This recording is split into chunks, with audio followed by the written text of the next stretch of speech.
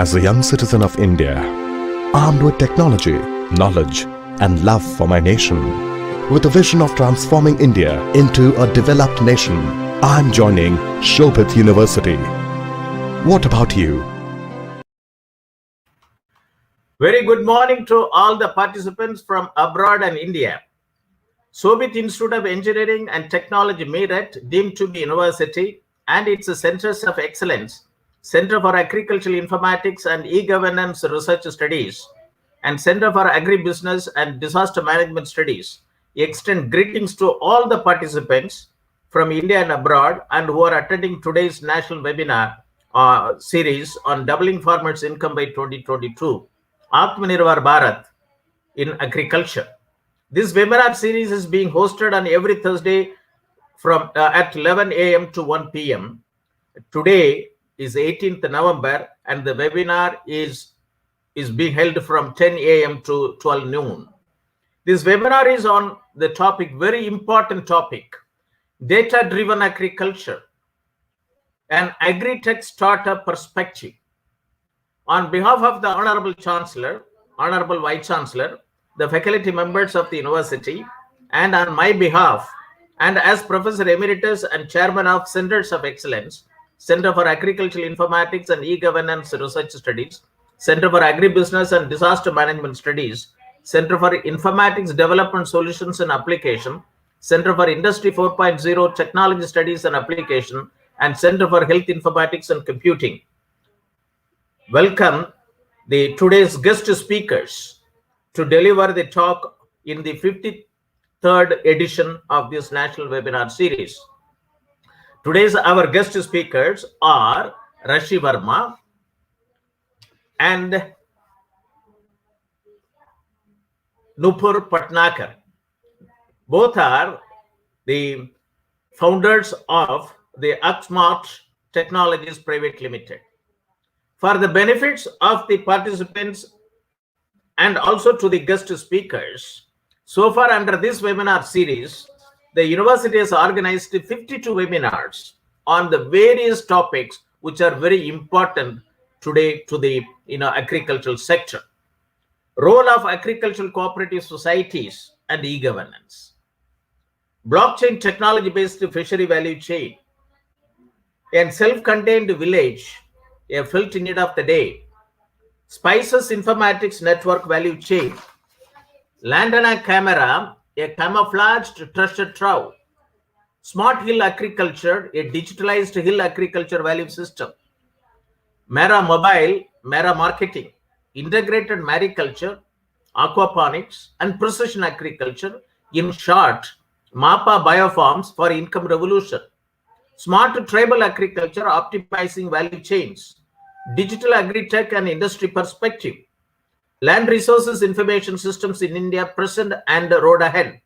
Weather decision technologies for increasing farm income. Big data in smart farming. Sustainable land and land management for climate smart agriculture. Understanding market dynamics for increasing farm income. Role of technologies in mitigating crop risk.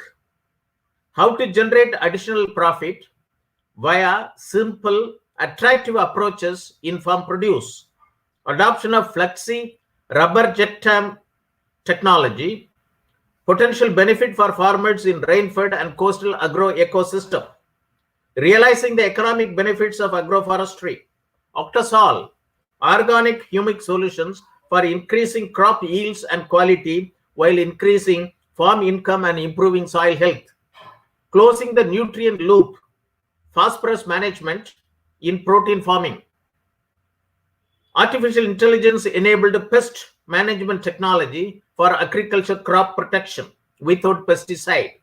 Empowering farmers through extension and knowledge dissemination, role of mass media. Smart poultry monitoring solutions. Sorry. Agrobiodiversity, intellectual property laws, agriculture and farmers' welfare, and insight into the issues for India's agrarian economy. Manufacture and application of biochar for increased soil fertility and crop productivity. Sustainable integration of livestock with agriculture for farm income increase. Role of geographical indications on improving farmers' income, lessons from Asia Pacific region. Dairy Informatics Network Value Chain, a dairy tech perspective for farmers' income increase. Spices Informatics Network Value Chain, a turmeric startup perspective for farmers' income increase. Generating sustainable on-farm income through fintech intervention. Nutrition sensitive agriculture, pathway for increasing farmers' income.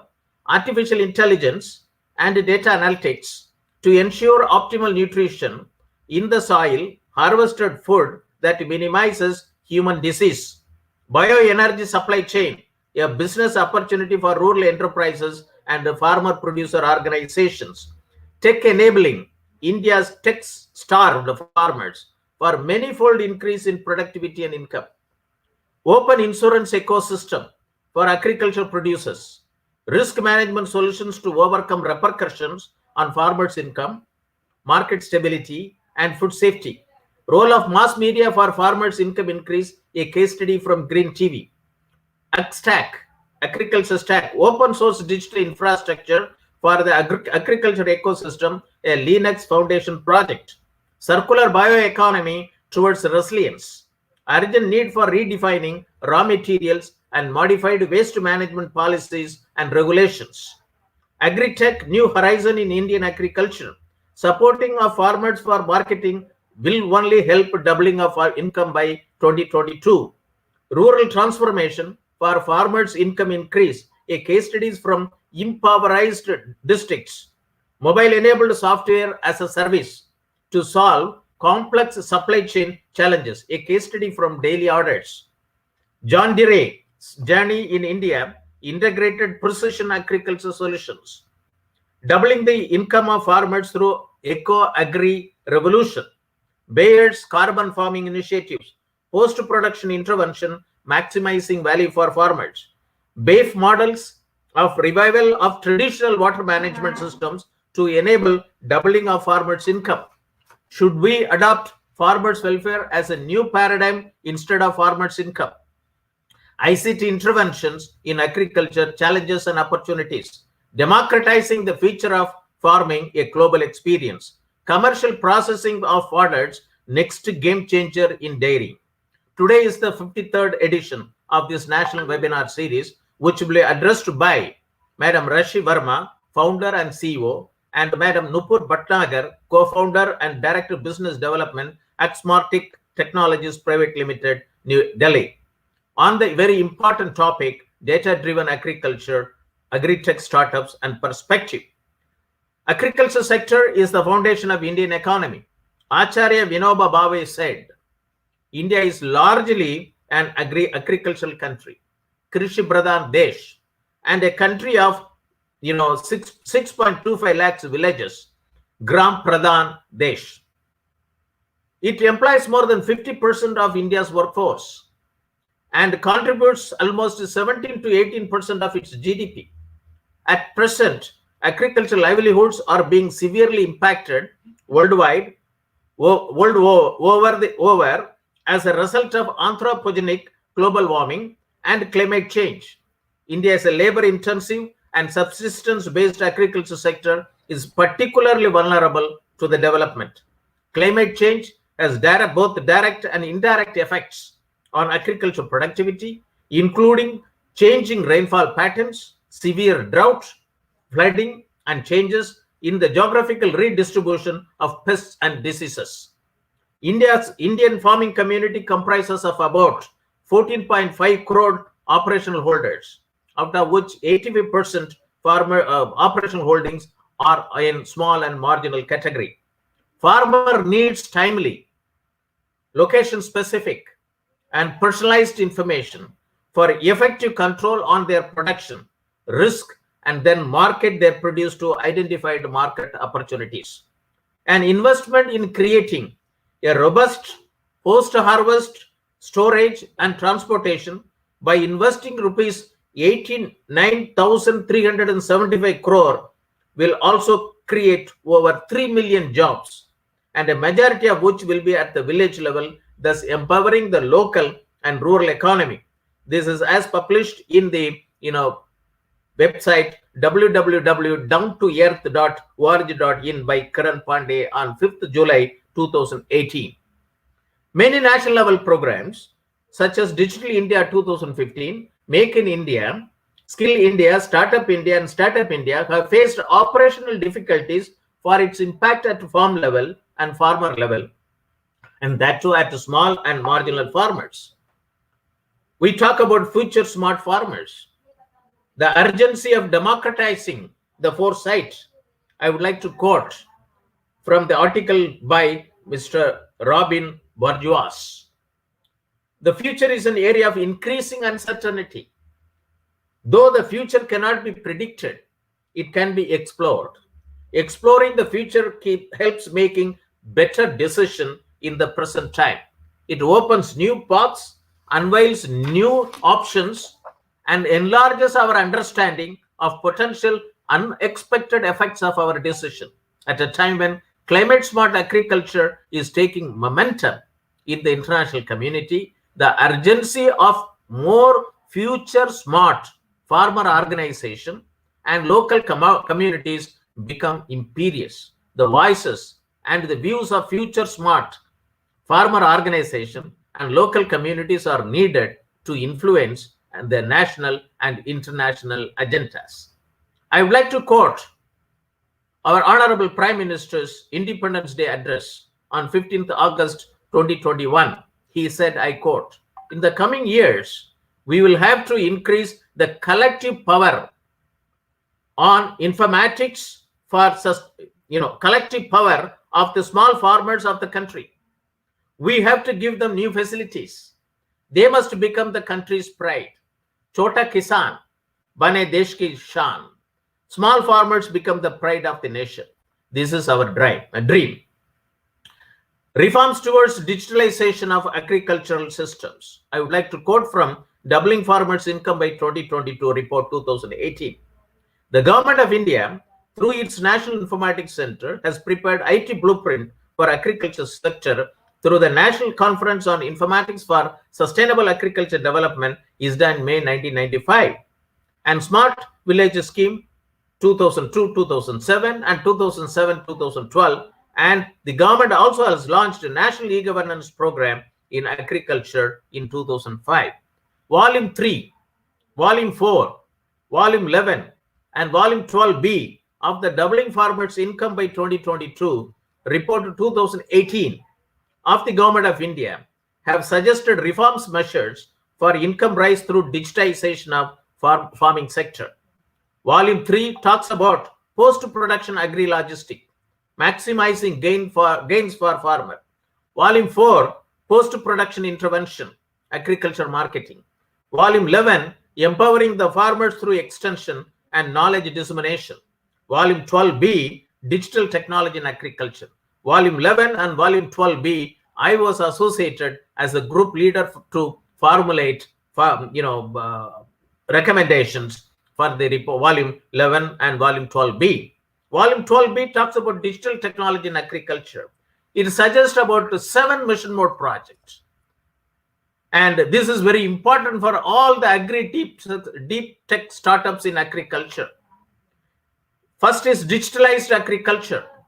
Digital technology and innovation in agriculture by synergizing Digital India, Make in India, Skill India, and Startups India programs for transformational reforms in agriculture sector, smart irrigated farming, smart rainfed farming, and smart tribal farming, 3 categories. Digitalized agromet advisories and agricultural risk management solutions. Digitalized value chain for about 400 agriculture commodities. Digitalized agriculture resources information system and micro level planning for achieving smart village and smart farming. Digitalized access to inputs, technology, knowledge, skill, agricultural finance, credit, marketing, and agribusiness management to the farmers. Digitalized integrated land and water management per drop and more crop. Digitalized farm health management for reduction of farmers' loss. If these 7 mission mode projects, as suggested in the Doubling Farmers' Income by 2022 report, will bring in a vast, reform, digitalized reforms in the agriculture sector. It also will enable establishment of 6.25 lakh startups in agriculture, one per gram panchayat, to help 14.5, crore operational holders. And the three farm acts which were enacted during 2022 have become a game changer. And NABARD's financial inclusion survey report, talks about, it is a very comprehensive report on Indian agriculture. And Mr. Sanjay Vidyarthi quotes from this report, pathetic tech adoption by Indian farmers. 5% have tractors, 1.2% uses drip irrigation, 0.08% uses sprinkler irrigation. Only 8% have received any kind of farming skill development training. 92% have not done any training whatsoever. Our farming practices are archaic in nature. 75% of the farmers borrow money from non-institutional lenders. Sanjay Vidyarthi adds, FAO report, in the Food and Agriculture Organization of UN report on India's productivity versus the best in the world. We are 2 times to 10 times worse off. We are 2 times to 10 times worse off on yield per hectare than global best in class. In every commodity we grow. These are the facts of Indian agriculture. Everything else is nice. If we fix, we will fix the Indian agriculture. Today's talk will give a solution, an answer to this observation of Mr. Sanjay Vidyarthi. Centre's Committee on Doubling Farmers' Income has recommended boosting of digital initiatives. Atmanirbhar Bharat, it is the vision of our Honorable Prime Minister, Shri Narendra Modi, of making India a self-reliant nation, rested on 5 I's: intent, inclusion, investment, infrastructure, and innovation, based on 5 pillars: the economy, quantum jump; infrastructure, one that represents modern India; systems, 21st century technology driven; vibrant demography, sources of energy for self-reliant; demand, whereby the strength of our demand and supply chain should be utilized to full capacity; vocal for local, and make in India for global. These reforms announced have been systematic, planned, integrated, interconnected, and futuristic for creating strong enterprises, generating employment, and robust supply chain. Democratizing the future of farming, achieving sustainable development goal, zero hunger, in a situation of rapid global population growth, requires a continued focus on food production. Farming not merely needs to sustainably produce nutritious diets, but should also provide livelihoods for farmers while retaining natural ecosystems and services. There are a number of government schemes for farmers and agriculture sector. Let me quote: Pradhan Mantri Kisan Samman Nidhi Yojana, Pradhan Mantri Kisan Manthan Yojana, Pradhan Mantri Fasal Bima Yojana, Kisan Credit Card, Pashu Kisan Credit Scheme, Parambaragat Krishi Vikas Yojana, Pradhan Mantri Krishi Sinjai Yojana, and so on and so forth. ICT-enabled farm-centric agriculture services are very important. My article in this topic has been published in Yojana magazine, July 2019. Digitalized farm-centric services, labeled e-agriculture, is based on the JAM-based citizen-centric services. That is Jantan, account, Aadhaar, and mobile, made a direct benefit transfer to reach eligible citizens at the grassroots level without any leakage since 2014 onwards. There has been a paradigm shift in providing services, government to citizen vis-a-vis citizen to government over the period. In the agriculture sector, it is location-specific, farm-specific, and farmer-specific services, and prefer to facilitate where and where not. why and why not, and how not, and what not, and when not, related farming issues. Service-based general models, broadcasting model, comparative analysis model, critical flow model, e-advocacy model, and interactive service model are expected to facilitate farming community on a large scale for its inclusivity. And I also would like to quote on for democratizing our food systems, food sovereignty. On one side, there is a farm consolidation, food waste, and land degradation. Increased land consolidation resulted in increased crop increased land consolidation resulted in increased crop consolidation. Crop consolidation or reduced crop diversity defines the monocropping practices that degrade soil health and contributes to climate change. On the other side, there is a potential for job creation, localized food systems, and climate change adoption and mitigation. Localized agriculture production that promotes soil health has strong links to human health and carbon sequestration, while also keeping money in the communities that need it. These are the two sides of the same coin. Future of farming is digital, inclusive, smart. Key factors that are withholding the growth of smallholders' income are lack of smallholders' awareness of better crop choices and sustainable high-yielding farming practices, lack of access to high-yielding inputs, credit and insurance markets, confusion about the products that are currently in the market, lack of trust in new solutions, lack of literacy levels and uneven access to digital communication technologies. Farmers need tools to farm, but they do not know what to buy. They need to buy goods, but they do not have access to formal access credits. They need to know what to grow that will fetch good prices, but the information type and delivery remains inhibitive. Today's talk will address these issues.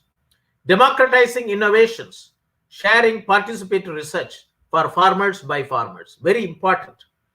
Agriculture value system consists of each commodity and agriculture value chain, which includes development and decision of plant and animal genetic material, input supply, farmer organization, farm production, post-harvest handling, processing, provision of technologies of production and handling, grading criteria and facilities, cooling and packing technologies, post-harvest local processing, industrial processing, storage, transport, finance, and feedback, from markets. Lot of opportunities and challenges for, startups in agricultural sector.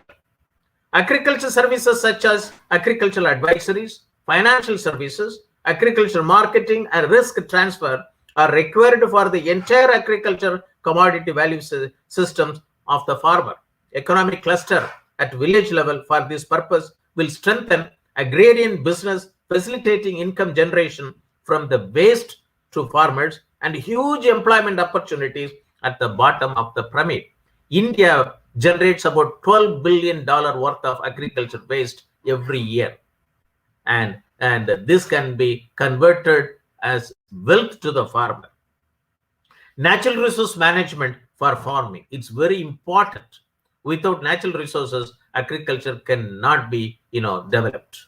India has delineated its geographical area into 15 agroclimatic regions, more than 127 agroclimatic zones, having different farming practices, evolved over the centuries with the changes in weather and climatic conditions, technological innovations, and socio-cultural practices, which is divided into 6 river resource regions, 35 basins, 112 catchments, 550 subcatchments, and 3,237 watersheds. And irrigated farming is practiced as with assured water supply from sources of irrigations, canal, tanks, wells, whereas rainfed farming is practiced under a wide variety of soil type, agroclimatic, and rainfall conditions ranging from 400 millimeter to 1600 millimeter per annum. However, tribal farming is a risk minimizing systems, and its relevance has increased in view of ongoing climatic change and erratic weather concurrence. And how to unlock the sustainable potential of land resources. It has a great potential to provide employment to rural and urban population through industrial application and value addition. There is a link between water scarcity, land management, biodiversity, and vegetation cover with an impact on agriculture and food security and nutrition. Land provides environment for agriculture production, and its potential evaluations help people make better decisions. Therefore, it is required to unlock the sustainable potential of land resources as they are being degraded at an alarming rate. Emerging technologies driven by the fourth industrial revolution are disrupting many industries, bringing rapid and large-scale change. They include digital building blocks such as big data, Internet of Things, artificial intelligence, machine learning, and blockchain. New physical systems such as autonomous vehicles, advanced robotics, additive manufacturing, and advanced materials and nanotechnologies. Advances in science such as next generation biotechnologies and genomics and new energy technologies. According to World Economic Forum's research revealed, $14 billion in investment in 1,000 food systems focused startups since 2010. Only $14 billion investment in food systems focused startups in about 10,000 since 2010, while healthcare attracted $145 billion in investment in 18,000 startups during the same time period. India can have about 2.25 lakh agriculture startups, one per each Gram Panchayat. That much capability is there. Digital world, the rise of platform economy, and digital ecosystems are essential for digital transformation in the digital world. And to establish a smart agriculture system, three factors need to be rendered together. They are technology to collect and process data, algorithms to convert the obtained data into decisions, and big data analytics to uncover hidden patterns, unknown correlations, market trends, customer preferences, and other useful information that can help organization make more informed business decisions. Synopsis of the guest speaker. I would like to quote from their synopsis. Farmer suicide, droughts, debt, crop failure, and poverty are the words that echo the massive scale of problems faced by the agrarian community in India. Well said. Changing climatic conditions, groundwater depletion, pest attack, and increasing population has put huge pressure on the agriculture sector, necessitating innovations in the value chain for sustainability. So innovations are needed, are necessary in the value chain for sustainability. Post-harvest market connect is a major pain point of the farmers. But the pre-harvest issues of low yield and its quality due to factors like weather, pests, diseases, lack of timely and relevant information are also very real and important for sustainability of agriculture. Well said. Many innovations and technologies are being used in the Western countries to farmer advantages. AgSmartic startup, this is a precision agriculture company that provides pre-harvest data-driven solutions to empower Indian farmers with advisories based on real-time farm information that help in taking better decisions thus improving crop yield, quantity, and quality. The company started in 2017, developed advisory ecosystems called crop analytics, which uses deep tech technology, artificial intelligence, satellite sensing, and Internet of Things. I'm very happy to note that this startup has done wonderful innovative solutions. The country needs to be adopted in every Gram Panchayat. The technology is an integrated hardware and software as a service based systems, which provides advisories on crop health monitoring through satellite sensing, early pest detection and management using indigenous on-field IT sensors called pesticides, and smart irrigation management using on-field IoT soil sensors. And it also given outcome in the system. Say, the synopsis says their system has benefits on multiple levels, and which include increase in crop yield to achieve the goal of doubling farmers' income, conserve water and power, two resources that the governments are looking to prioritize, better decision making on the ground, increased ease of farming, that thus attracting more youth in this sector, ease of doing business. And since the synopsis talks about their product solutions also facilitate the crop health monitoring, I would like to quote for the benefits of the guest speaker and the audience. This university, Shobhit Institute of Engineering and Technology, through its Center for Health Informatics and Computing, is working in the area of health informatics network value chain, integrating human health informatics, plant health informatics, animal health informatics, soil health informatics, water health informatics, and eco health informatics. And this is a $1 trillion economy, and it is hidden. It has to be uncovered. And this is where the contributions by startups like AgSmartic will be important to participate in the university's health informatics network value chain. This is also one of the recommendation of the doubling farmers' income by 2022 committee report, integrated farm health management. Today 85% of the diseases which we get are from animal, and animal health and human health, they don't get studied together. And this is an important thing, that if this is done, if health informatics network value chain is an operation, then the country will never see lockdown in near future. And let us now turn to the address of Madam Rashi Verma, founder and CEO, and Madam Nupur Bhatnagar, co-founder and Director of Business Development, AgSmartic Technologies Private Limited, and the very important topic, data-driven agriculture and AgriTech startup perspective.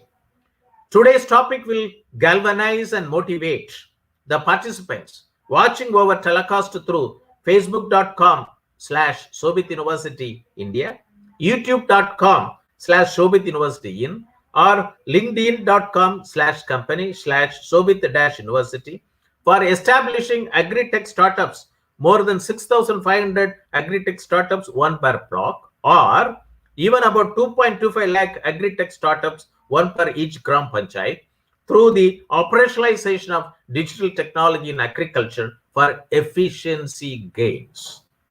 In this webinar, the guest speaker will deliberate on advisory ecosystems called crop analytics,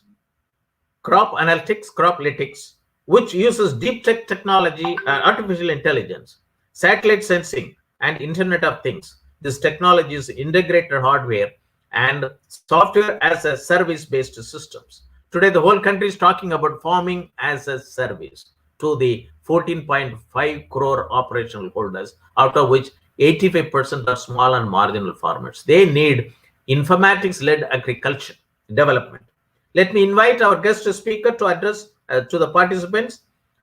First, our guest speaker, Madam Rashi Verma, will address, followed and then I will invite Madam Nupur Bhatnagar to address. Let me introduce our first speaker to the audience. Profile of Madam Rashi Verma. With a Master's in Computer Application, MCA, and a postgraduate diploma in Business Management, and more than 10 years of experience in e-governance and business development, Rashi is an WEE Fellow from IIT Delhi and a Fellow of Cherry Blair Foundation, United Kingdom. She was selected by WEP Niti Aayog among the top 10 women entrepreneurs in 2020.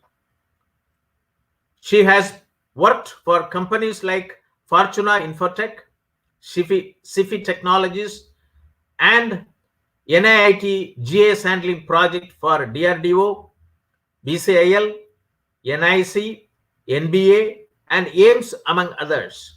As a CEO and founder, Rashi Verma steers the companies towards better innovation. I invite Madam Rashi Verma, the CEO and founder of AgSmartic Technologies Private Limited, to address and talk to the participants. Thank you very much for participating in this national webinar series on doubling farmers' income by 2022, Atmanirbhar Bharat in agriculture, on the very important topic, data-driven agriculture and AgriTech startup perspective. Over to you, Madam Rashi Verma. Thank you. See you. Thank you, sir. Thank you, sir, so much. Thank you. Thank you. Please carry on. Yeah. Thank you so much, sir, for such a nice introduction. And I also thank you, Shobhit University, to provide us the platform where we can actually show our innovation in agriculture. So how we can do the sustainable agriculture. You well said that data-driven approach is really important nowadays in agriculture. So we have our own products and services that we are doing for the last 4 years, and we are trying to provide a sustainable agriculture. Before that, I would like to have a presentation. So can I share my screen, sir?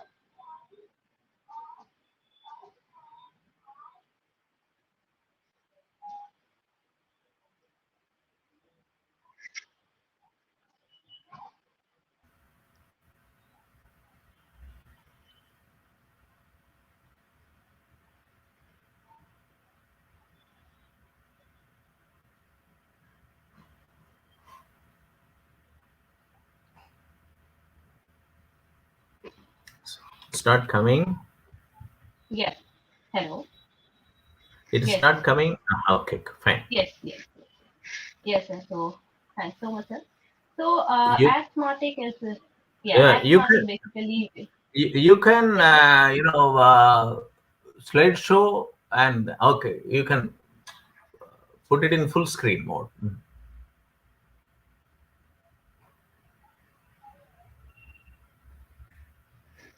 No.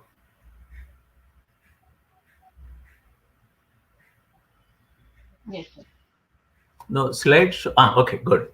You can Yes. go to the previous. You can go to the previous slide and start. Yes.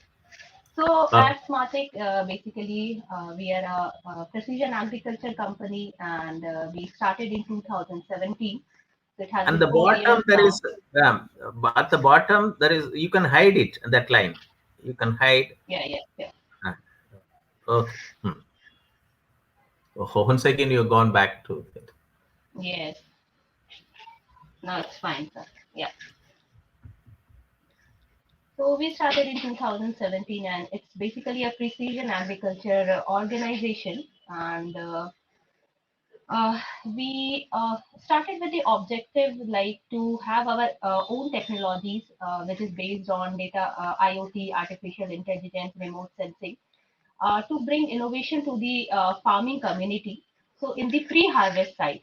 So when we started, we saw a lot of problem in the pre-harvest harvest side, basically related to irrigation, pest and disease, climate change, and many others. So we decided to blend our technology plus our background, farming background and everything, to bring new innovation. So we started this organization with this. So I started, and then the other members, other partners, co-founders, they also came in, and we finally established our own organization and started technical pilots and all. So we focused on Internet of Things, artificial intelligence, blockchain. So we started working with, in this tenure, we started working with many organizations, and few important organizations we would like to say is where World Bank, Government of Punjab, Ambuja Cement, IRI also came in, PAU also helped. So many organizations, research institute came us in this journey, and they helped a lot bringing this innovation and tech to the farming community. We are operational in few of the states like Punjab, Himachal, Bihar, Delhi, Madhya Pradesh. So we are also incubated in Indigram Lab Foundation, which helps the startup basically in the space of agri business. We are also incubated with NASCOM Center of Excellence, which helps in strengthening the IoT for the organization. We are a startup which is recognized by DIP, Minister of Commerce, Industry, Government of India, and it is also registered under the Companies Act of 2013. So when we started our journey in 2017, we were very new. We were the first kind of entrepreneur. We didn't have much knowledge how to register and how to do all sort of things to start an organization. It was very tough and challenging for all of us. But as the journey started and we went through it, we started our own registration and all.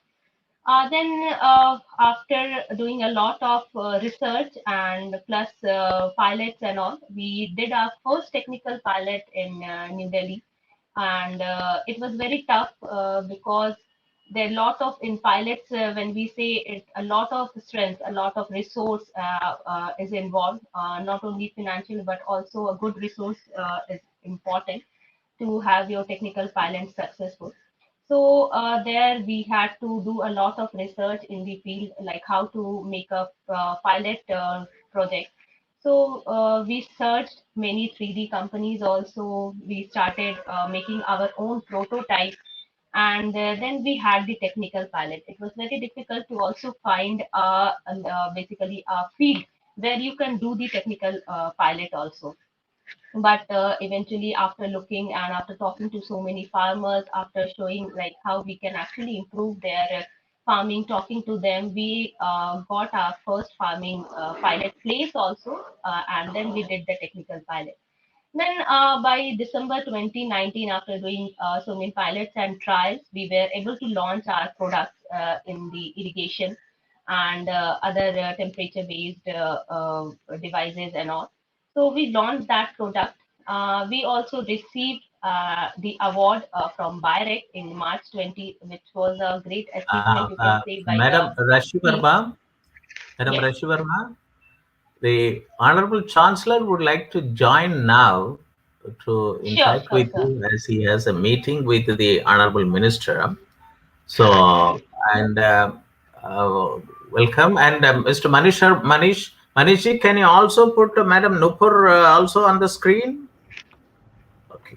So I welcome our Honorable Chancellor, and he would like to join for as an urgent meeting with the Honorable Minister, and I was very happy, and I'm very happy to introduce the very important two women entrepreneurs who has done a very important startup.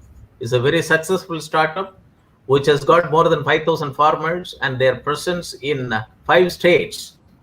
And they started in 2017 and September 2017, and they are started their career as an MCA technocrats, and done wonderful job, and also created a very innovative solution using artificial intelligence and IoT and remote sensing by image processing and so on and so forth. And Rashi Verma is the CEO and founder at AgSmartic, startup, and Madam Nupur Bhatnagar is a co-founder and a director of business development. She has been in both of them have been interacting with me for the last 2 years. And today they joined our forum. I invite, and in order to introduce our Honorable Chancellor, and Sri Honorable Kumar Shekhar Vijendra is a co-founder and Chancellor of Shobhit Institute of Engineering Technology, Meerut, deemed to be University, and Shobhit University, Ganga, Uttar Pradesh. Sri Kunwar Shekhar Vijendra is a prominent social entrepreneur based in New Delhi and carries leadership role in many organizations. He has been nominated as a co-chairman National Council of Education on Education of ASSOCHAM for the year 2020-21 and 21-22. He is also president Center for Education Growth and Research, a leading and only education think tank in India. Shri Kunwar Shekhar Vijendra is a persistent advocate of initiatives for education for all, secular values, crisis management through diplomatic and peaceful ways, and globalized system of learning, and harmonious coexistence. He has been instrumental in the development of a number of higher educational institutes in North India, including 2 universities and many research centers, and Ayurveda Medical College, College of Naturopathy and Yogic Sciences, and a 100-bed OIS hospital. Shri Kunwar Shekhar Vijendra is instrumental in establishing 5 centers of excellence: Center for Agricultural Informatics and E-Governance Research Studies, Center for Agricultural Agribusiness and Disaster Management Studies, Center for Informatics Development Solutions and Application, Center for Industry 4.0 Technology Studies and Application, and Center for Health Informatics and Computing in the university to promote informatics and technology-led development in rural India. It's the first, university in the country to doing this innovative, services to rural India. Shri Kunwar Shekhar Vijendra is very actively involved with a number of social organizations, acknowledging his contribution in the areas of education and other concerns. He has been copiously honored and awarded. Shri Kunwar Shekhar Vijendra has traveled widely in India and abroad to the countries like USA, UK, Germany, Australia, Russia, China, and South Korea, Vietnam, Mongolia, United Arab Emirates, Mauritius, Rwanda, Uganda, and Croatia, etc., to participate in various personal, professional, social, and educational activities. Shri Kunwar Shekhar Vijendra is a passionate Gandhian, avid reader, keen learner, social speaker, occasional poet, and a dreamer.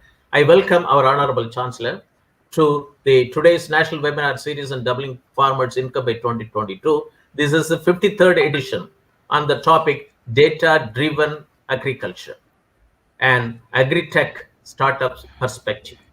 Over to our Honorable Chancellor.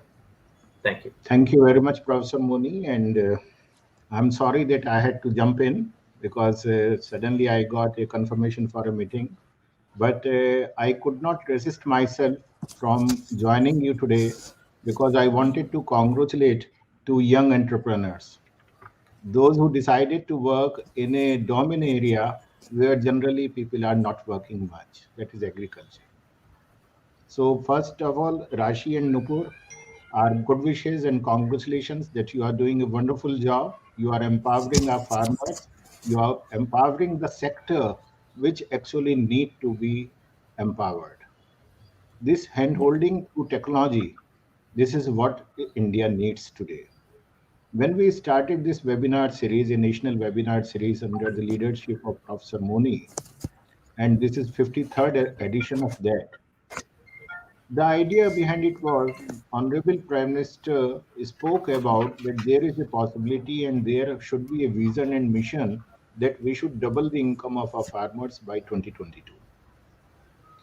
When he spoke about it, many of the people around the country and the world, they thought that maybe it is a political statement. But we at Shobhit University, through our centers of Agriculture, Informatics, and E-Governance Research Studies, and Center for Agribusiness and Disaster Management Studies, we realized the depth of his statement. We understood that what is possible, and actually it is possible, and it is possible when all the stakeholders, when the innovators, policymakers, scientists, academicians, entrepreneurs, startups, established businesses, when they will have a platform where they will come and share their ideas, their journey, and their contribution in this domain. I'm really happy that today you are talking about data driven agriculture, because when we talk about agriculture, it is driven by tractor only, not by data. But times are changing fast, and it is changing, and I'm really happy that you people are working in the direction. However, I will miss a live interaction with you. Generally I come once this presentation is over, then I love to give my comments and discuss and share my views and how we can collaborate together. But this is what actually is, and I will just like to share that yesterday only Business Today has covered a story on one of our alumnus, Ruchit Garg. Okay, Ruchit is again a technocrat like you people.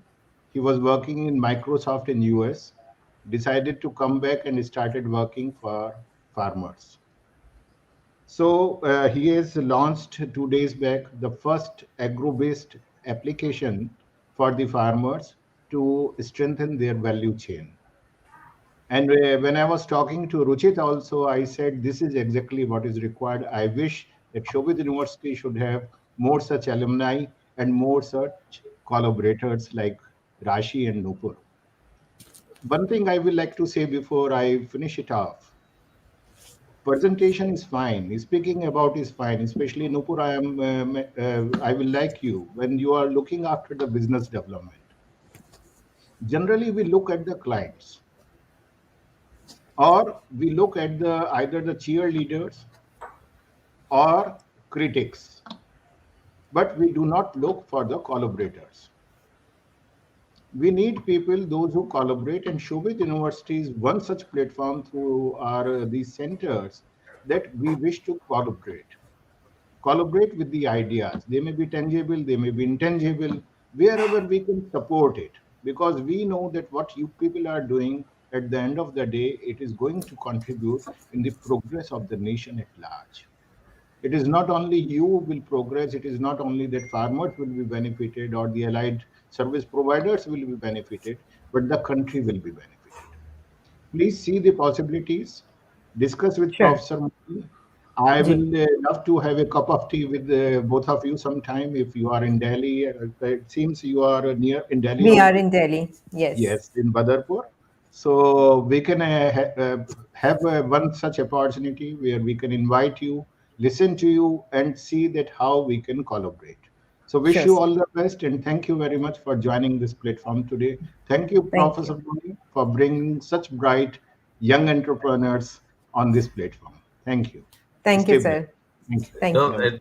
for your information, Thank one you so minute. much, sir, for some I, nice words. I have been, interacting, of course, for the last 2 years, but I have been talking to them to participate since February. They were so busy, and I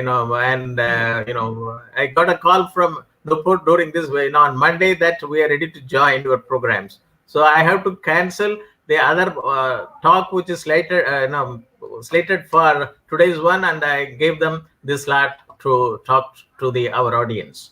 Thank you I very think much for joining. Yeah, I think it speaks about what Shobhit University is doing with this platform. That wherever there is a value addition, we not only try to adjust, we try to make it possible in all the ways, however it is possible. So thank you very much. Thank you, Yeah, thank you, thank thank you you, again. Thank you, Namaste. sir. Thank you. I'll request Madam Rashi Verma to continue with your presentation. Thank you.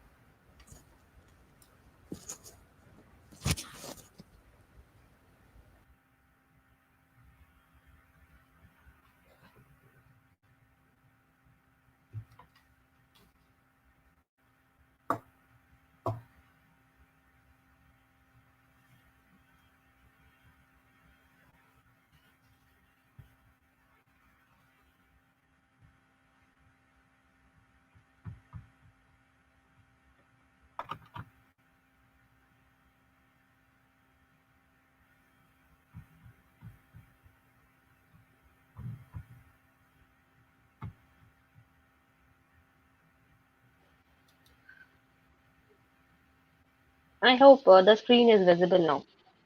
Yeah, yes, that's true. You can go to the slideshow mode.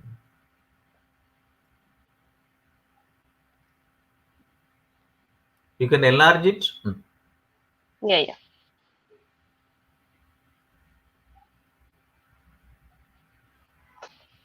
Just give me a second.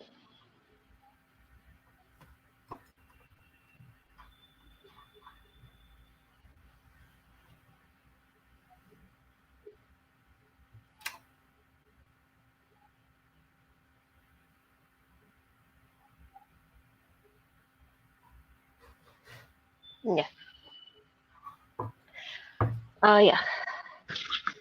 So basically, as said, we got the award by BIREC in March 20. Then we also had one MU in Africa to carry on our services there also. So it was really difficult to get along with all this. But yeah, lots of challenges were there, but we sailed through the boat, and then we got 3,000 farmers on our app. And by March 21, we also, again, we received one award by Billionaire for a great app for the farmers. And by September 2021, we had almost 5,000 farmers registered in our website, and five products were added to our portfolio. New products were added. We also worked on other products, new rice sensors and others. And we establish our presence in more than 5 states. And still we are expanding and looking for more collaborations and with other organization, FPOs, and to expand our current journey. These are few of the awards and accolades that we received, like awarded by BIREC, Taiwaner Award, awarded by Lineat. We were featured in DD Kisan, also DD Doordarshan, and we were also one of the best AgriTech startup in IIM Lucknow in 2018. So these are few of the organizations which support us in our current journey, like BIREC, NVIDIA, FITT Labs, Indigram, NASCOM, Global Agri Connect. So now I would like to state the problems that we have seen when we started working. The major reason why we switched to data-driven agriculture, why we decided that we should actually do something in agriculture using the data-driven approach. So what were the problems? As sir already told that tractors are currently whatever the traditional methods that we use currently in the agriculture. So how to switch, basically how to use these data.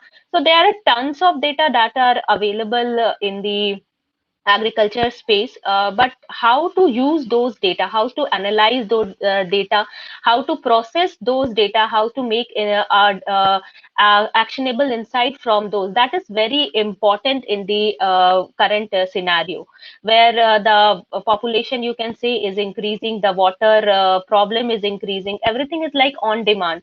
Right, so it's very important that how we use the current data points and how to use in efficient way, so that we can make the best out of it, and we can have double the income, that we say, that double the income of the farmers. So when we started, we looked at a few of the farmers' pain point in the pre-harvest side. We also know that there are a lot of problems in the post-harvest, but we started in looking at the pre-harvest side. So major problem was in the problem was in the space of irrigation. So whether it is over irrigated or you can say under irrigated, so both parts are very important. So it leads to huge wastage and huge damage to the crops. So improper irrigation was one of the space where farmers was using without any knowledge, they are irrigating the land. So 40-50% of the crop is lost due to this irrigation. So it's very important that how we use the current method, how we use the data that is available in the soil to have a proper irrigation system. So how we can control those irrigation, how we can provide a better efficient way to have a good yield.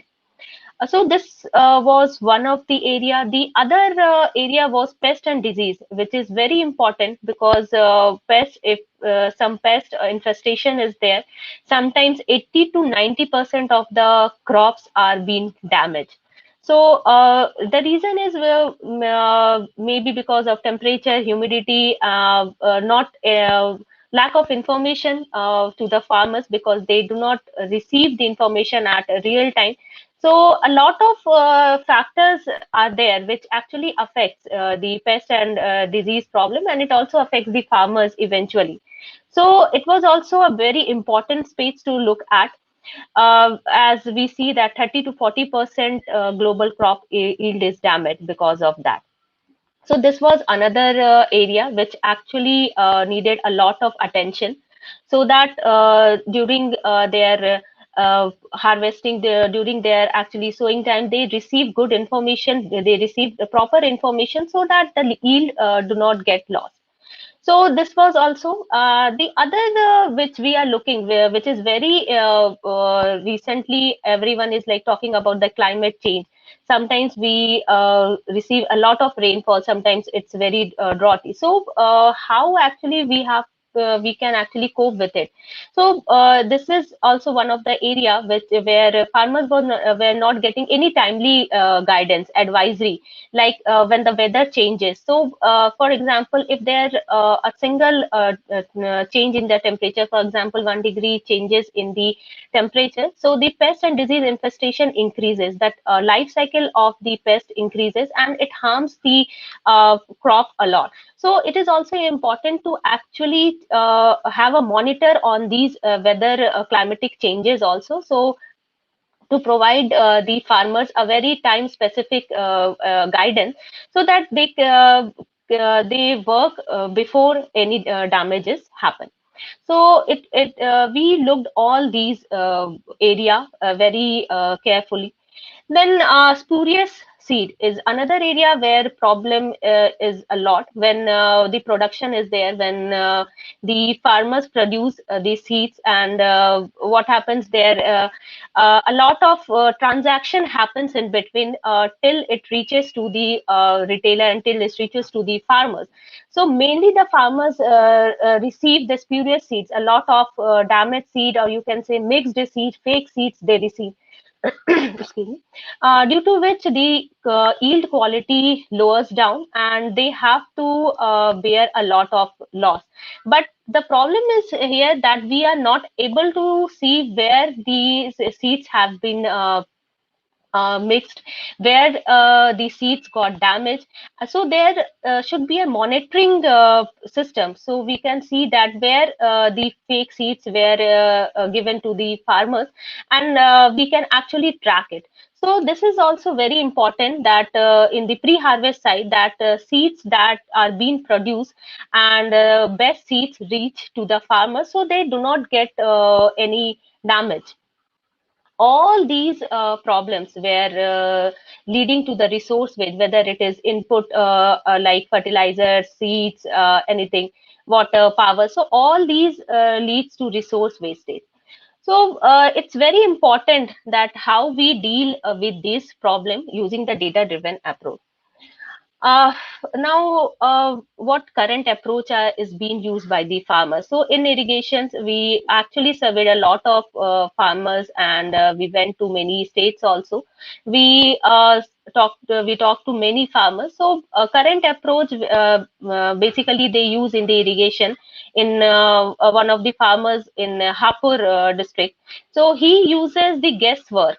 So what he used to do during the rice cultivation, he uses a stone kind of thing. So he throw in the water, and he guessed like how much water is there, and on that basis he used to irrigate the land. So there is still a guesswork is going on, nothing based on soil moisture, how much moisture is there, how much water is exactly needed, so that water can be saved. Just a guesswork to do the irrigation part. Again, many farmers they irrigate when the topsoil is dried. So they just check the topsoil. So if it is dried, they just irrigate the land. But below the soil, below the topsoil, there are a lot of moisture still there. So in many cases and many times also, the crop doesn't need any irrigation at that part of time. So why to unnecessary irrigate the land when already the water is available for that crop? But still the current approach is that they use the topsoil and then they irrigate the land at a regular interval of times. The another farmers like said that we use just follow the irrigation schedule that has been taught us by the ancestor, that you irrigate after 10 days, after 5 days, and you keep irrigating it till its harvest. So they use all these mechanisms to actually irrigate. So there is a lack of data. There is a lack of data information to the farmers that how actually they can irrigate efficiently and how they can actually increase their yield by using actual data from the soil. The reason all these has also resulted in groundwater depletion in India. So you can see the image also. So 90% we use in agriculture, that is known to everybody. But what is happening due to extraction? A large water is being extracted each and every year, and the groundwaters are depleted to a very large extent. So in Punjab, we can see 91 centimeter it depletes every year.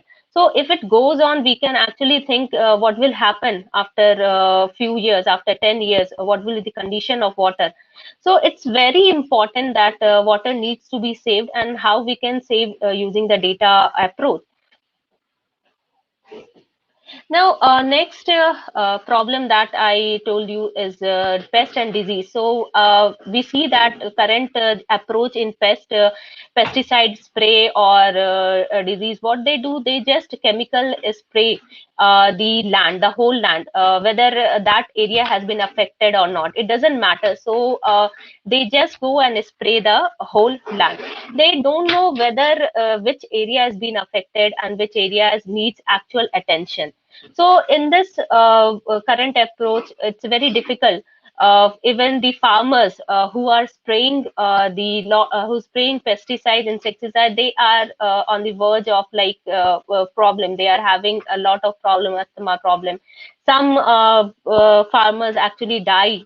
Some consume this and they have long-term injury. So these problems are a lot in the agriculture space, which really need attentions. And it's how these real-time information that we are using from the ground, we are using through the satellite, how these information actually can be used to basically lower these kind of problem in the pest and disease area.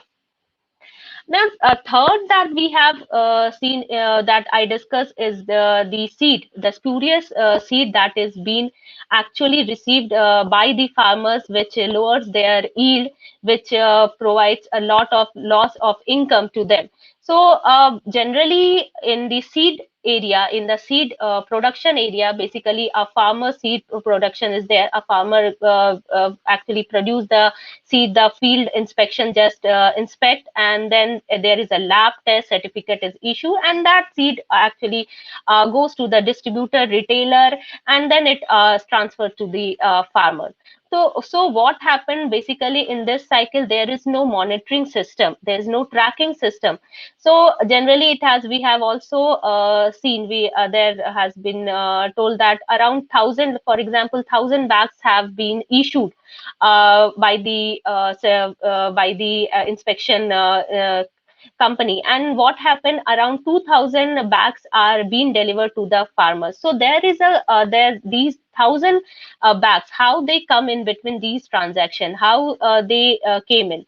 So there is no monitoring. Nobody can say from where it has come and from where the mixing has been done and the farmer received. So it's a very difficult scenario. So current system is very difficult to actually monitor.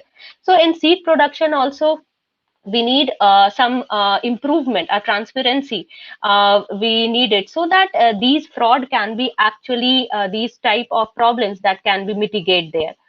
So it's very important there. So to how to maintain the seed purity throughout the seed value chain, it's very important. So these problems that we have seen in the past 4 years that we were working. So how we can use the data driven agriculture approach, how there is a paradigm shift in agriculture, how we use our solution to basically provide an efficient way of farming. So we can see actually that in the last few years we can see that there has been a paradigm shift in agriculture, like analytics data has been used a lot. So traditionally, seeds, fertilizer, water, pesticides, these were the traditional inputs. But now, with the startups that are coming in, with the innovations and all, modern inputs like data analytics, like AI, blockchain, remote sensing, robots, other informations that are being provided by the land. For example, weather information that we actually collect from the satellite sensing, and also these modern inputs are being used today in the agriculture to have a sustainable agriculture, you can say. So how these inputs are being used, and how we are using with our product, which is called cropletics. So in the next basically part which is being carried by my partner, co-founder, Nupur Bhatnagar. She will be actually telling you how this paradigm shift has been done, and how our product, that is cropletics, how we are using our solution to provide a better future in agriculture. So I will like to call Dr. Nupur.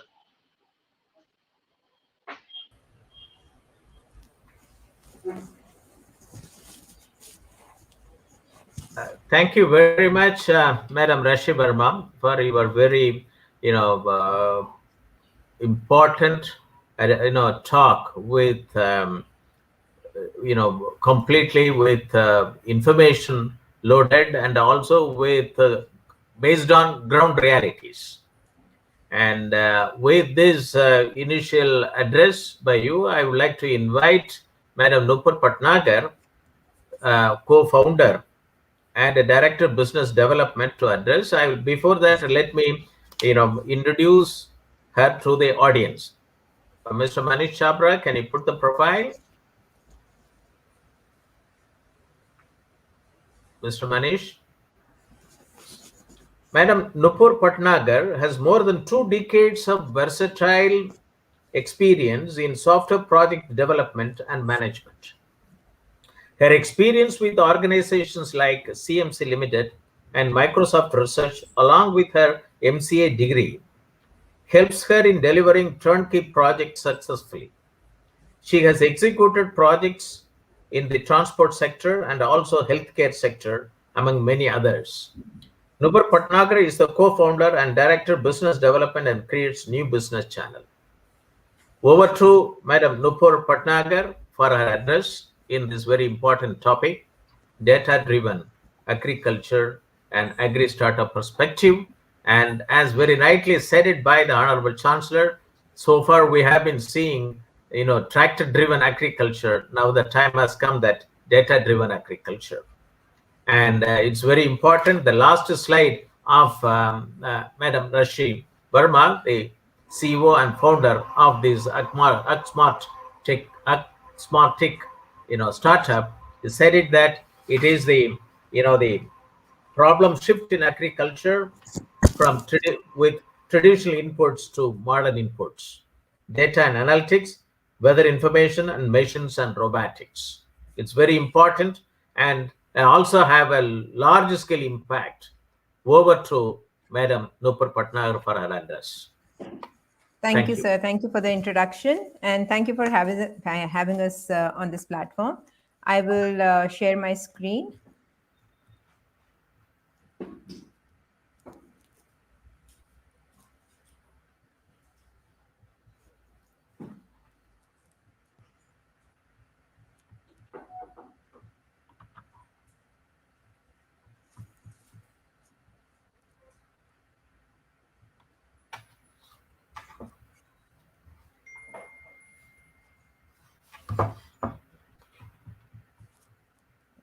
happening?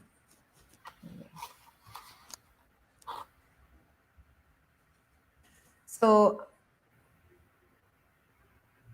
as Rashi has already discussed, there are so many problems that are currently plaguing the agrarian community in the pre-harvest space.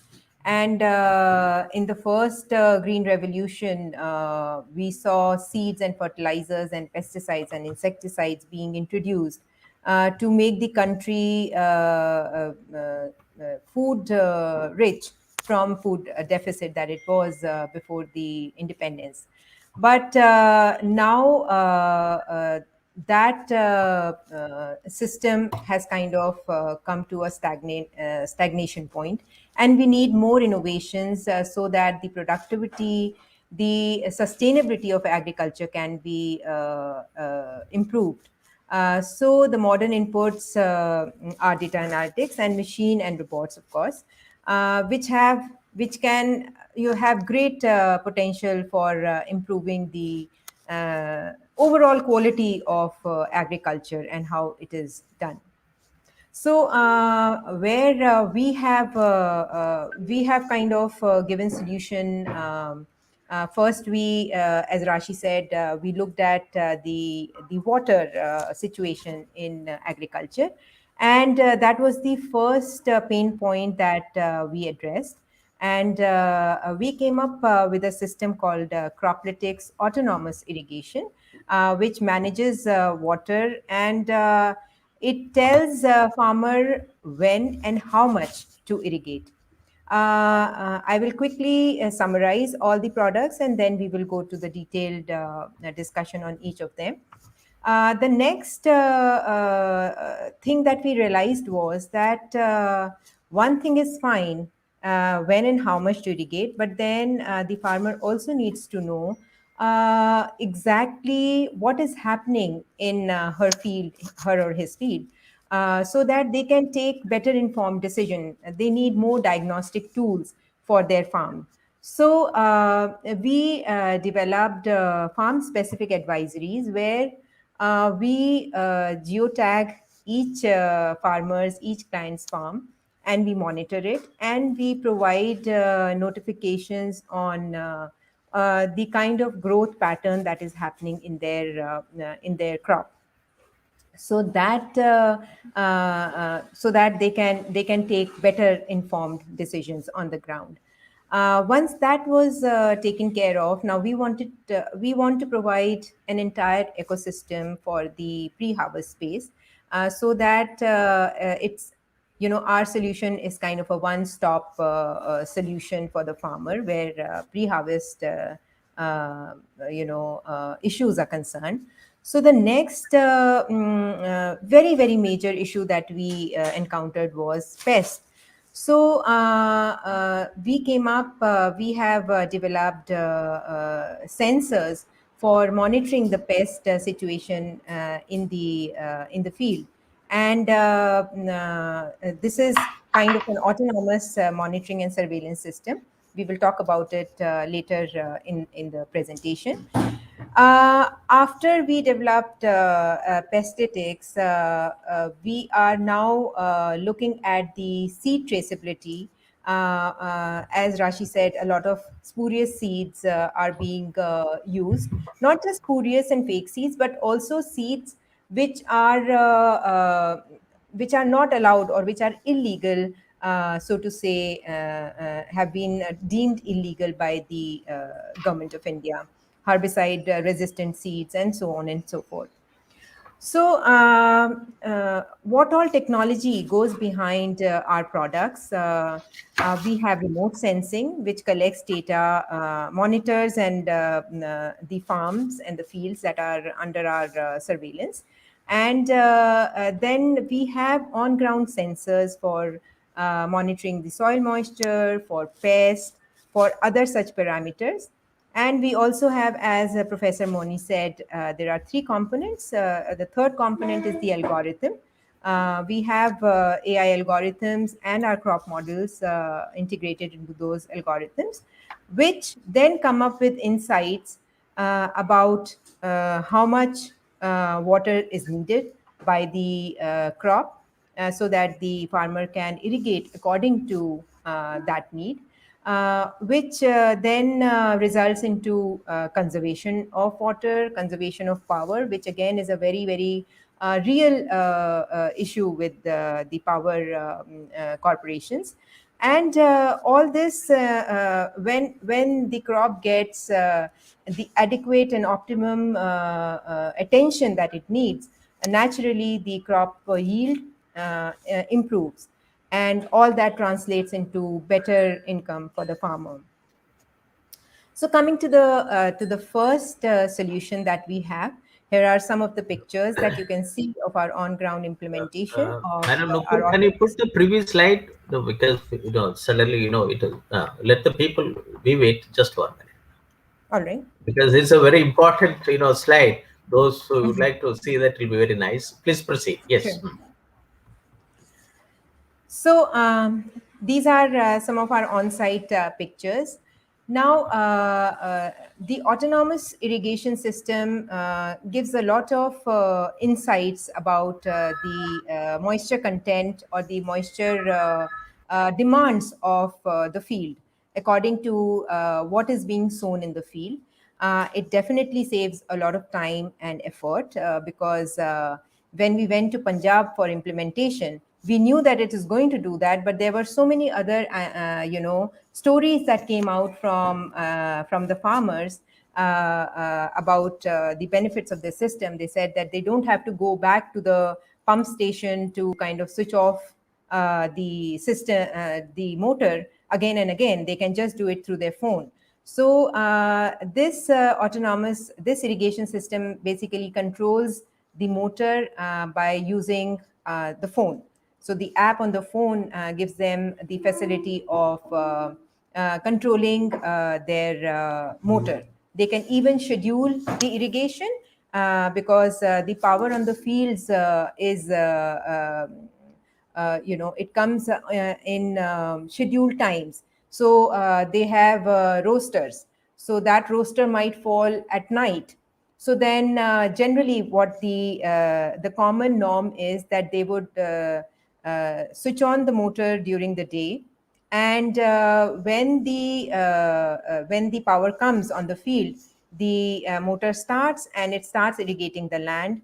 And if the power is coming for 4 hours, the motor will continue to run for 4 hours. Either they sit on the farm, and if they have to just switch off the motor for in 2 hours, they will do that. But generally they don't, because where water is concerned, generally the conception or the misconception is that more is better rather than less. So they would rather over irrigate than under irrigate, not realizing that over irrigation is as damaging to the crop as under irrigation is. So through these implementations, we realized that minimum water and power saving is to the tune of 20 to 25% just by controlling the motor. Not even autonomous irrigation, just by controlling the motor through phone, which is kind of giving them a tool where they can control the motor from wherever they want. They don't need to be on the field. So just by that one innovation or that one initiative, the power and water could be saved to the tune of some like 20-25%.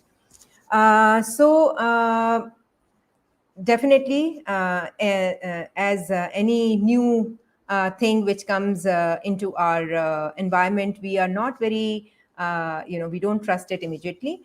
But slowly, within about 3 to 4 weeks, when farmers realized how much ease and how much, because everybody, even the farmers, realize that water tables are going down, but they do not have adequate, facility, adequate infrastructure or tool to do anything about it. But when they found this, and when they saw that the potential of this small initiative, they realized, and more than 90% of the farmers then started controlling their irrigation through our app. Now, in this system, now I'll go to the next slide to explain exactly what how it works. So we have soil moisture sensors which are fixed in the field, and they continuously take the moisture content and the temperature of the soil. Then we also collect the weather data, and we are simultaneously monitoring that particular geotagged farm through the satellite, through remote sensing. Now, all this data, real-time data that is being collected from the farm, it goes into our cloud server, where there are some deep tech algorithms working, which also take into account the current crop that has been sown in the soil, and at what stage it is, whether it has just been sown or it is at a flowering stage, or what stage, and what would be the water demand of that crop in that particular stage. Now, once all this information is there, then the system, it comes up with the amount of water that is needed by the particular crop that is in the field at that moment, and that information is again passed on to the farmer in the form of notifications, and according to that, the farmer can then schedule the irrigation. Now, we have gone a step further, and if the farmer chooses to do so, he or she can automate this entire process and leave the irrigation to be done by the system. So the system will then schedule the irrigation, check for the power on the farm, and then if it analyzes that, okay, the crop needs 2 hours of irrigation because it's a 1 acre land and it has carrots, for example, in the field, and it needs 2 hours of irrigation. So it will switch on the motor for 2 hours, calibrating all the time when the power goes off, how much it has irrigated, when it comes back again, and then the timer starts and it irrigates for 2 hours, and then it stops automatically. So this is how this entire autonomous irrigation system works. Now you can see how much water, how much power, and can be saved. And this is just the perceptible, tangible advantage that we can see. The intangible advantage is that because of over irrigation, whatever fertilizer is being leached out from the soil, the roots get rot. The crop becomes more susceptible to diseases because of overwatering. All those issues are also automatically taken care of. So now, not only the resources that are being saved, which of course sometimes farmers may not realize, because most of these resources, power and water, are very, very highly subsidized in most of the states for farmer, but also the yield increases, and that is where the farmer is very excited about. So this again, so the yield quantity increases, and the farmer also gets benefit out of that. We have also come, because there are also another kind of farming method, which is the polyhouse, greenhouse agriculture. So there were some clients who came to us and they said, we need some sensors to monitor the atmosphere, the environment inside the polyhouse. So we developed and we realized that this is also a very big potential market, because these days to control the environmental conditions because of the climate changes, people are going for polyhouses, so that they can have a controlled environment for their crop. So we have temperature sensors, we have moisture sensors, of course. We also have humidity sensors. CO2 is also a very critical component in some of the high value crops. So those sensors we have. And all this can be, these sensors are put in the polyhouse, and they can be connected to the foggers, to the irrigation systems, so that whenever one of the components is low, that particular that particular fogging system can be started. So if the system realizes that the soil is getting low on moisture, then the drip irrigation or whatever irrigation, rain irrigation system that they have, that can be switched on. If it is low on some nutrients, so the fertigation system can be triggered. So in these ways, we provide these tools so that the system can be automated completely, or it gives a tool to the farmer for taking very precise and decisions for the better health and yield of the crop. Another very, very important aspect of pest monitoring is we have come up with the IoT sensors. These are Internet of Things sensors that I'm talking about, even the earlier polyhouse sensors and the soil sensor. This sensor is for monitoring the pests in the field. So as Rashi said, and as all of us know, there is, when farmers sow a particular crop, they are told either by the local, shopkeeper of the seed or inputs, that these are the pests that can come on this crop. So what you do is, after 15 days of sowing, you spray this. Then after 1 month of sowing or 45 days of sowing, you spray this. And 1 week before the harvest, you spray this. So because for want of more information, for want of better information, for their own insurance, farmer just does that because they don't want to lose out on the yield and entire season's hard work, and which is very, very reasonable on their part. But now it is our responsibility to give them better technologies so that they can decide when they want to spray and when there is no need for spraying, because that spray not only pollutes the produce, the food that we are eating, jeopardizing the health of the entire nation, but it is also affecting the farmers' health, because they are they are being secondary sort of inhalers of those fumes. So their families are being affected, their health is being affected, and they are our annadatas. So we need to take care of that. So this sensor basically lures the pest. It is, and all these sensors are solar powered. Let me just kind of put it here. So they don't need long wires. They can be put anywhere. So this is a very convenient way of kind of propping up the sensors.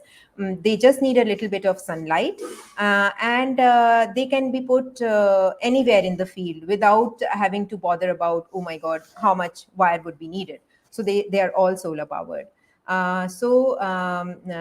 This system, Pestlytics as it is called, it lures the pest and it takes images continuously on regular intervals of the day, and it monitors how the pest count is changing over the time, and then according to that, and it also takes into account the friendlies, the natural enemies of the particular pest, and then it comes up with with a notification whether this particular pest actually has the potential to damage the crop or not. And in case it is just kind of a stray insect that has come in, the system says, okay, this has been detected, but you do not need to worry right now.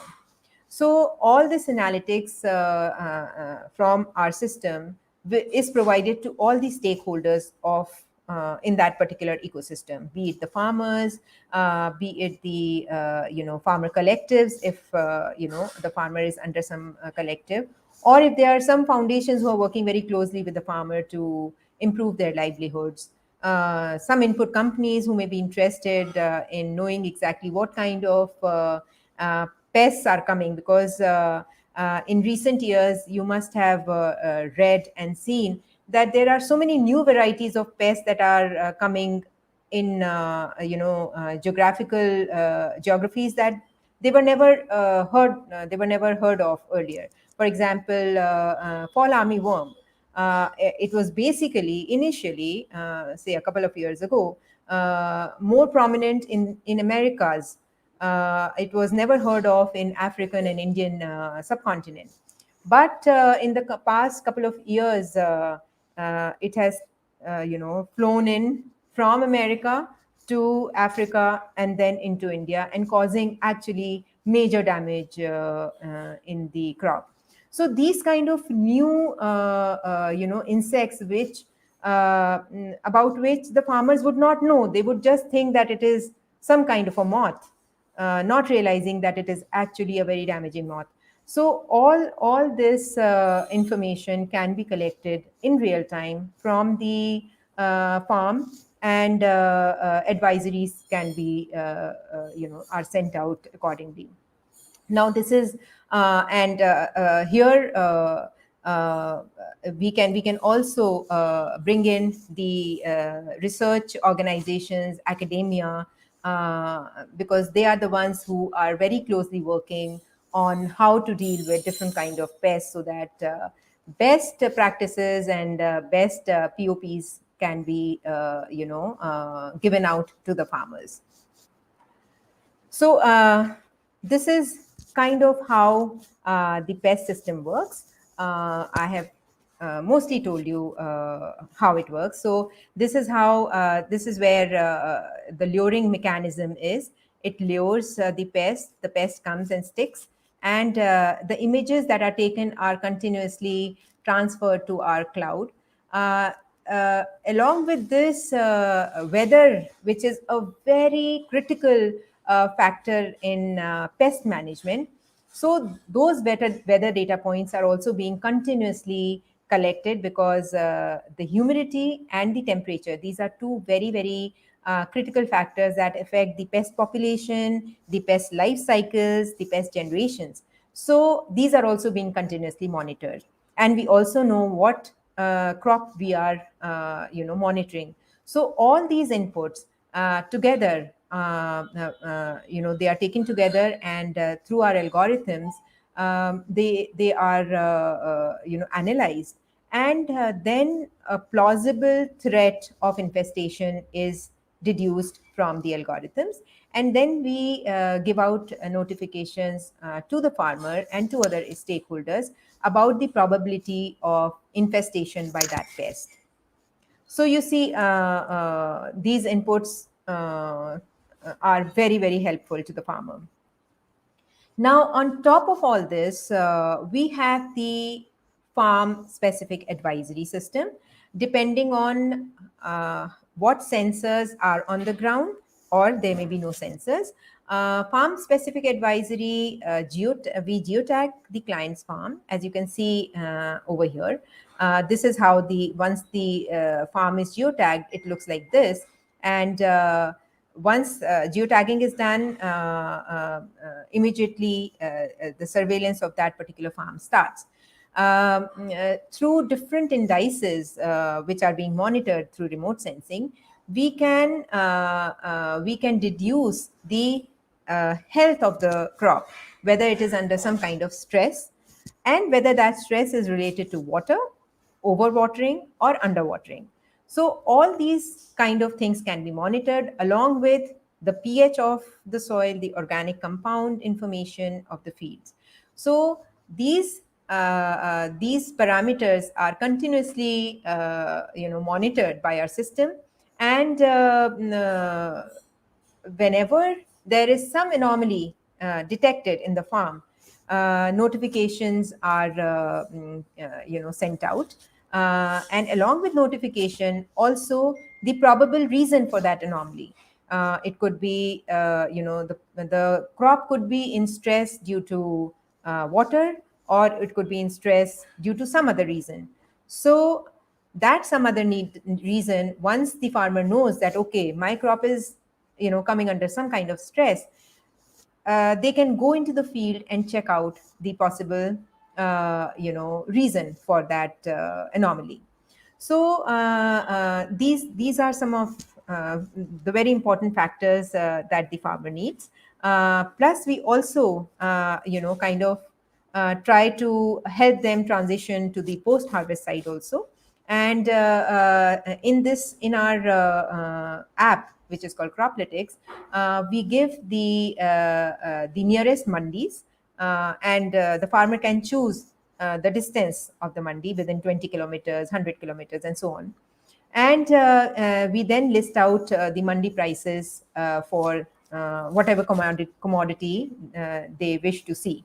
So that way they can choose to sell their produce in whichever mandi is giving the best price for their produce. And also we give the distance between the mandi and their location, so that they can assess how much transportation costs would be needed, all those things. So basically these tools, they help the farmer in taking more appropriate, more sustainable, and more advantageous decisions for themselves.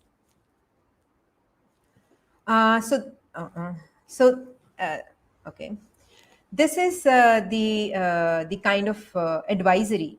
So along with anomaly notifications, we also send out a package of practices that are being issued by the government. So even though the farmer may not have POP on their own, through this app, if they have, say for example, sown tomatoes, then they will get stage-wise package of practice for tomatoes whenever they choose to grow it. So that way there is a complete hand-holding of the farmer right from sowing till harvest. As you can see, even a little bit, we move a little further so that they can transition into the post-harvest side. We don't deal in market linkages, but we do take them one step out of the pre-harvest side, so that they can plan their post-harvest activities also. So this is how the Cropletics advisories and analytics. We have a complete dashboard where if we also work with a lot of organizations. So if an organization has, say, about 5,000 farmers, which means approximately 5 to 5,500 acres of land, they can monitor each of those farms right from their dashboard. They can look at how many farmers are sowing tomatoes, how many farmers are have sown peas, those kind of things. And then they can decide how to plan their post-harvest activities, because they will know that, okay, this is the approximate quintals of tomatoes that I'm going to get. So where I can take these, what is the best price that I can get, so on and so forth. So these are some of the tangible benefits that we deliver from the system. Now, a very recent technology that we are working on is the seed traceability. As Rashi said, there are a lot of spurious seeds. So what happens is, many of the times farmers, they go to local dealers and vendors just because those dealers are providing the seeds a little, at a lower price than the stamped seeds. But what they don't realize is that these packets may have spurious seeds also. So, in fact, this year itself, there has been a massive campaign to, raids are being conducted on spurious seed dealers, so that this kind of chain can be broken. In Telangana and in Andhra Pradesh, a lot of these raids are happening, and it kind of shows us the magnitude of this problem. So what we are doing is we are using blockchain technology, which has distributed ledger system, and right from the place where the germination is taking place, not just the seed production, the germination for the plant which will provide the seed, that is taking place, to the last point of delivery. We are developing a system that will track this entire journey of the seed, and the certification and everything. So that when the farmer takes a particular packet of seed, they know what kind of yield it is going to provide, and if not, then the system can trace back to where the problem arose. In fact, in this system, we are trying to our vision is to check and flag wherever there is an anomaly. So it will not go to the farmer, and then the farmer will realize after the harvest that there is the seed was not up to the mark. So we want to flag off every such anomaly within the system as soon as it happens. So this is the blockchain technology that we are working on to bring seed traceability. As I already talked about, some tangible impact that we have seen of our projects in various states. We have been able to, of course, save water and power. And we have seen yield improvement of up to 40 to 50%, but on an average, around 20 to 25% improvement has been seen because of all the monitoring of the crop that is happening. Now, there are, as Professor Moni initially said, that in India, and all of us also know, in India, we have a large segment of farmers which are small farmers. So we need to kind of empower these farmers to bring any kind of real difference in the agrarian segment. So we engage with farmer collectives so that more and more farmers can come into our system and benefit from these technologies. With government, so there are different kinds of value that we can add to different people. So government, basically agriculture is a very, very state subject. So we want to provide these input to the decision makers, policy makers in the government, so that they can on the basis of real-time data, they can take actions, they can make policies, they can send out POPs according to those very, very local data specific insights. With FPOs and other organizations, foundations, we provide them with a dashboard where they can monitor individual farms. They can visualize the big picture of what farms are doing well, what farms need more focused attention so that their yield can be improved. All these kind of things can be done through our system. And this is where we have been working very closely with two of the prominent universities in agriculture, IARI and PAU Ludhiana, and they have helped us in evolving our system. This is where academia comes in. We can pilot new innovations on the demo farms, and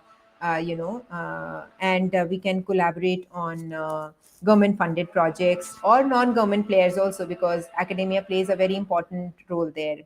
And of course, publish these research findings so that more and more people can, there can be more and more views to what is happening, and there can be people who can come up to fund the projects.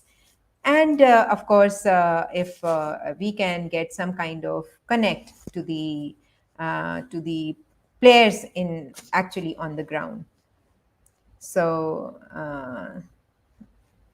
this is where we come to what are the upcoming new things. Of course, what we are doing is also upcoming, but there are other approaches also in agriculture, and which is use of drones, robots, traceability, not just for seed but also right from the seed till the produce. So all these technologies are coming out. Drones are helping to monitor the crop very closely. In remote sensing, the satellite is doing the job, which is like thousands of miles away. Drones are giving a closer look. The drones are also helping in fertigation, not only fertigation on very, very localized fertigation, wherever it is needed, fertigation and sprays of pesticides and all. So identifying exact locations, because they fly over the entire crop area, and they can see which areas are being affected. Again, but these are expensive, propositions, and maybe small farmers till now. We need, more innovations and more kind of business models to come out, so that these technologies can be more affordable for even the small farmers. Robots are also coming in a big way. But again, since the cost of these innovations is very high, so there are very, very few large farmers, who can engage in them. These are being used mostly in UK, USA, places where they have huge farms, commercial farms, where drudgery of farming is a big thing that affects the yield. So robots are being used there for picking, for sorting, for plucking, for grading. So all these things are being done by robots. But it is again in a very nascent stage, and a lot of research is happening on how to make these robots more precise and more accurate. Seed to traceability is again another area where a lot of players are coming out, because now the consumer is actually very conscious about what they are eating, and whether some kind of pesticide has been used or not, what kind of chemicals have been used, what kind of fertilizers, where was the seed coming from. So all these, the consumer is becoming very conscious of these things. So again, that traceability is becoming very important. There are a lot of innovations that are trying to capture this traceability. This session ends here, and thank you so much for having us on this platform.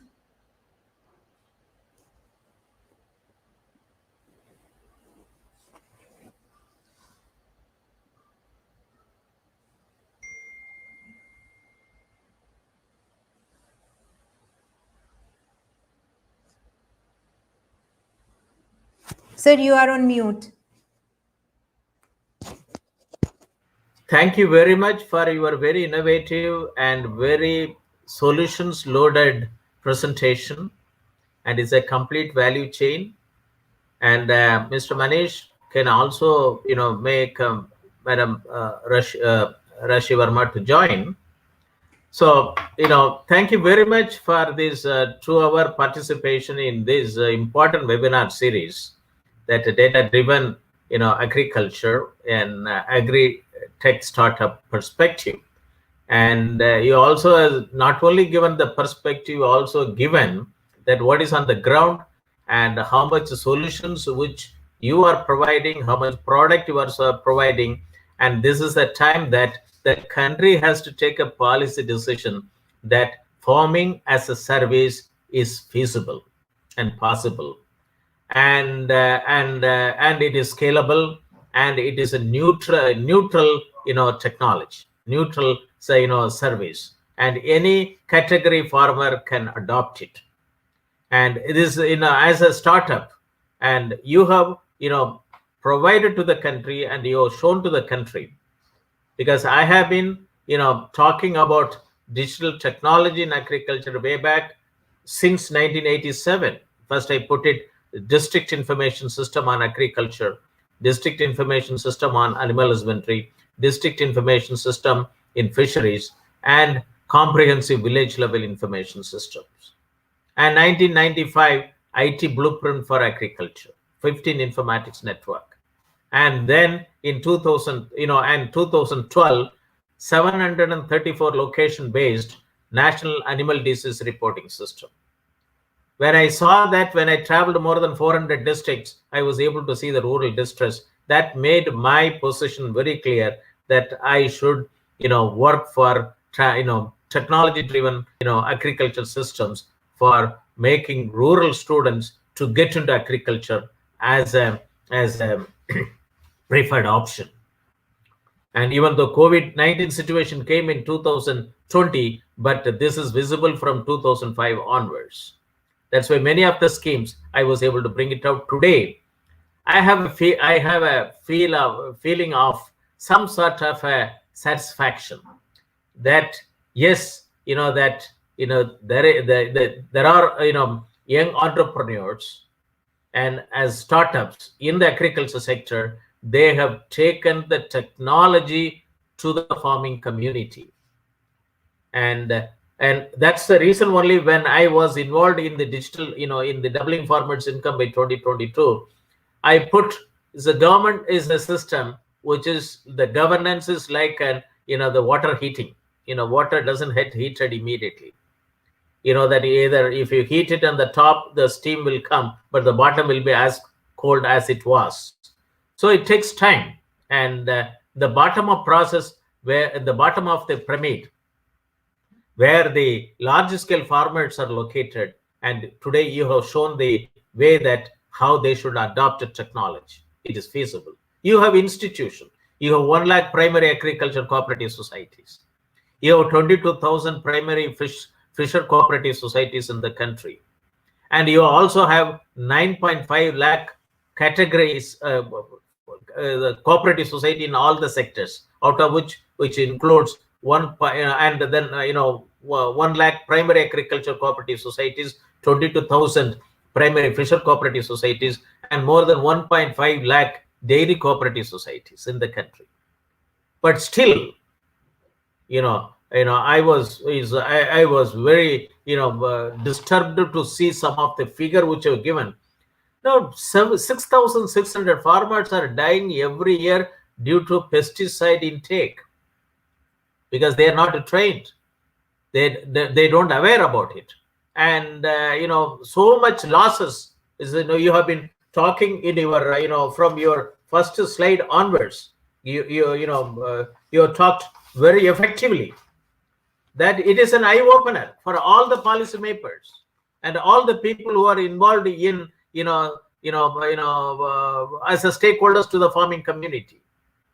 You started in September 2017, and by September 2021, it is a very progressive step and growth. for an young entrepreneur like yours, smart tick, and you are also working in Africa, and all the problems which you have listed out, it is very important. You identified the problems and you worked on it. Now you have the solutions, and which is also operational, and you also calculated impact of these solutions on the ground.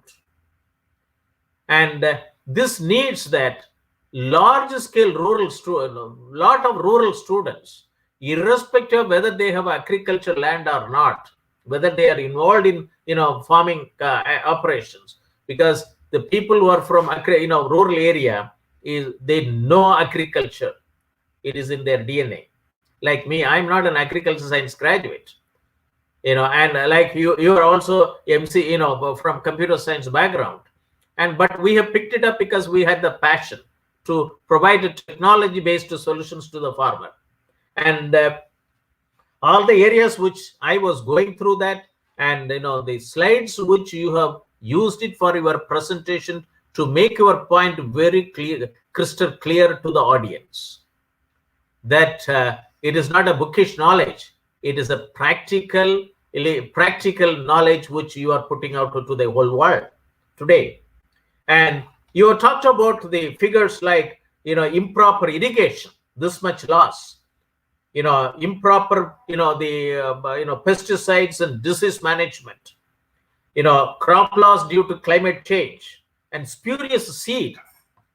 Now I would like to tell you that 2004 to 2005 Seed Informatics network was launched. And I don't know for the last, and now today you have given in the technologies available, blockchain technology, and I'll be very happy that the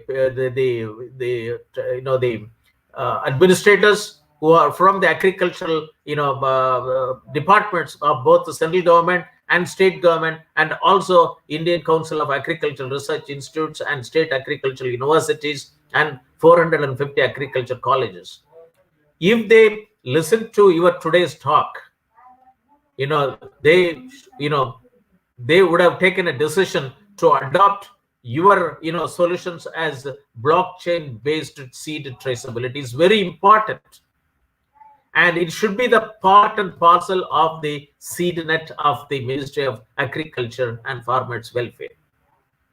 And that time itself I told that connectivity to farmer is more important, traceability from the farmer is more important. Today you have given the solution, and I think our technical paper based out of this presentation will highlight that how seed net has to be expanded with this component of your startup, that blockchain based traceability.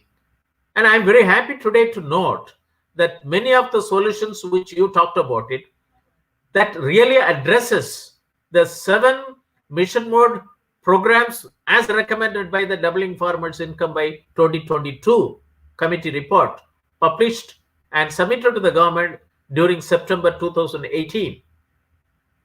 If the government takes the decision to operationalize the 7 mission mode programs, and I also told to the Honorable Minister of Agriculture, Mr. Tomarji, and also the Honorable Defense Minister, Mr. Rajnath Singh ji, in a meeting held in the month of October 2020 in the House of Honorable Defense Minister. I was invited as one of the 15 experts called during the farmers dialogue agitation, that I told them that when I was when I was working on digital technology in agriculture, I had the support from the government, but the thing is that I didn't have a legislative support. We came with I2 blueprint in 1995.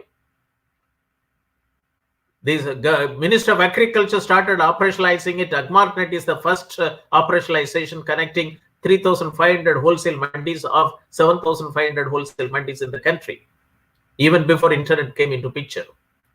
And but today you have a 3 farm acts. With the 3 farm acts and the 7 mission mode program of doubling farmers' income, and all the 15 informatics network in IT blueprint as back in is envisaged in a national conference at Vigyan Bhavan in May 1995 can facilitate 2.25 lakh AgriTech startups, one per every Gram Panchayat, to facilitate 14.5 crore operational holders. Unfortunately, still these recommendations are gathering dust in the Ministry of Agriculture and the farmers' welfare. And today is your talk, the talk by both of you, young entrepreneurs. Very successful entrepreneur, very progressive entrepreneur, startup has given and shown the light to the whole country on the problems which is facing. And the paradigm shift in agriculture, from traditional input to modern input, data and analytics, weather information, and machines and robots. And you also come out with very clearly that for the people to look into it, that impact on various categories, improved yield quantity, and lower the chemical usage, and so on and so forth, and your products, crop analytics, and pesticide analytics, pestilytics will become a very important product in the country. And you would like to have, and my suggestion will be that you have to make a lot of micro certification programs based on these two products to motivate a lot of rural boys and girls with biological background and IT background to take these two products to every farming community, farmers in the village level. And this is where the Center of Agricultural Informatics and E-Governance Research Studies and Center for Business, Agribusiness and Disaster Management Studies, and will facilitate to provide that certification programs. And for that, I would like to request, as is enunciated by the Honorable Chancellor in his brief valedictory address, that the efforts which you are doing it can be propagated to the lakhs and lakhs of rural youths through the online certification programs, and in collaboration with your successful startup AgSmartic and the centers of excellence of the Shobhit Institute of Engineering and Technology.